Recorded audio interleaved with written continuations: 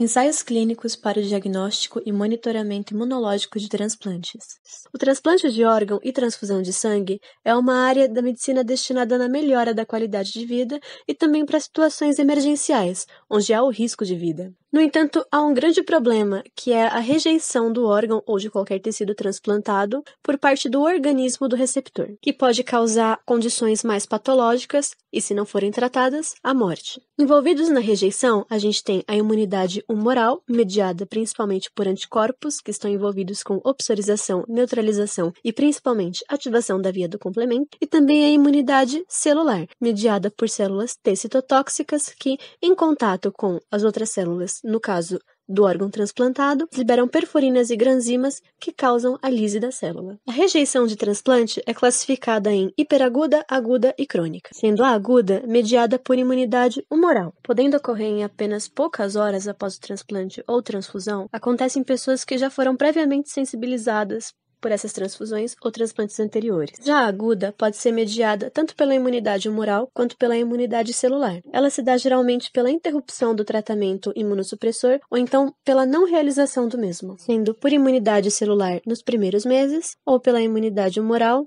nos primeiros meses ou então tardia, com ambas resultando na deterioração das funções do órgão transplantado, bem como necrose e patologias decorrentes disso. Já a rejeição crônica, ela tem mecanismos desconhecidos, porque ela é bem inespecífica. O que é conhecido é que é causado um dano tecidual, como vasculopatia ou aterosclerose, que resulta numa fibrose e é um quadro inteiramente não reversível com terapia. Para que toda essa situação seja evitada e se observar a compatibilidade e também evitar outras intervenções futuras e se monitorar o transplantado, existem ensaios pré-transplante e pós-transplante. Dos ensaios pré-transplante, o mais conhecido é a tipagem ABO, onde se observa a reação do sangue do doador com o soro do receptor. E caso haja aglutinação, se observa que os anticorpos do receptor reagiram com as hemácias do doador, que prova que o sangue é incompatível para a transfusão. Outro teste é a prova cruzada, que pode ser feito tanto por linfotoxicidade dependente de complemento, CDC, quanto cetometria de fluxo. Quando feito por CDC,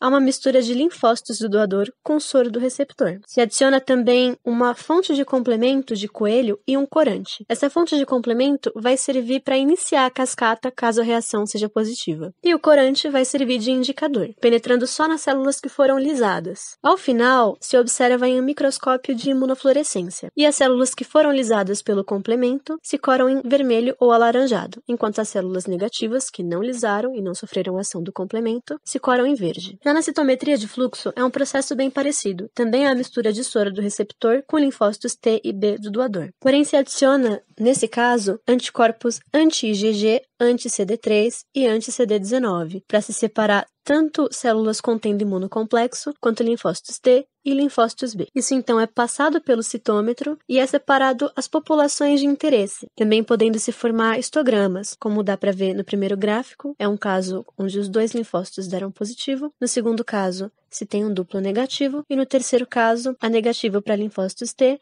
e positivo para linfócitos B. Ambos os testes funcionam determinando a existência de HLA, que é uma proteína de superfície e é um sistema antígeno leucocitário humano, bastante relacionado com índices de rejeição de transplante. Inclusive, um dos testes envolve exatamente a tipificação desse HLA, que já foi muito realizado com o uso de anticorpos monoclonais, só que atualmente ele é mais realizado por PCR, nas técnicas SSP e SSO. Na técnica SSP, o DNA ele é amplificado e passa por eletroforese, junto com uma coração com brometo de etídio, logo depois passando por uma iluminação UV, onde vai ser possível se observar quais alelos e qual HLA se trata, por conta da sua coloração. Nesse caso, então, são observadas as bandas pós-eletroforese. Já por SSO, também é feita amplificação, só que nesse caso é feita a hibridação do DNA com microesferas e também a adição de uma substância fluorescente. Depois é passado um laser para ter uma melhor identificação dessas microesferas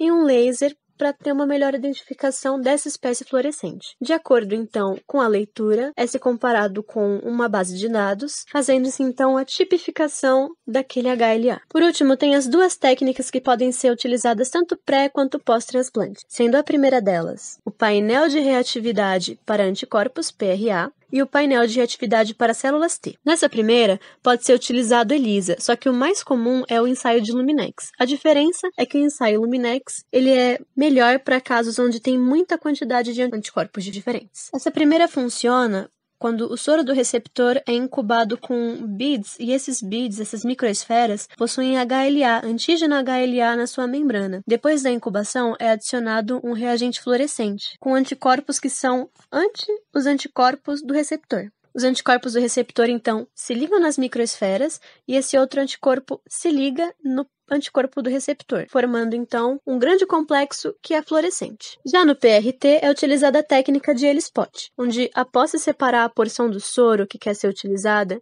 e a população que quer ser utilizada, que no caso são células T produtoras de interferon gama, se utiliza uma placa já fixada com anticorpos anti-interferon gama e proteínas não reagentes de bloqueio, e esses anticorpos eles vão se ligar com o interferon gama produzido pelas células que foram adicionadas à placa. Depois de ser realizada a lavagem, então é adicionado outro anticorpo, também reagente com interferon gama, que nesse caso possui uma enzima ligada a ele. O anticorpo então vai se ligar no interferon gama, também ligado ao anticorpo de base, e vai formar uma espécie de sanduíche. Depois é adicionado um substrato cromogênico, que vai reagir com a enzima no segundo anticorpo adicionado, formando pontos ou manchas na placa. Quanto maior a frequência de pontos ou manchas coloridas na placa, isso indica que tem maior porcentagem de produção de interferon gama e um maior risco de rejeição, uma vez que se trata de uma substância pró-inflamatória. Então, ainda que haja uma grande parte da população que apresenta rejeição pós-transplante,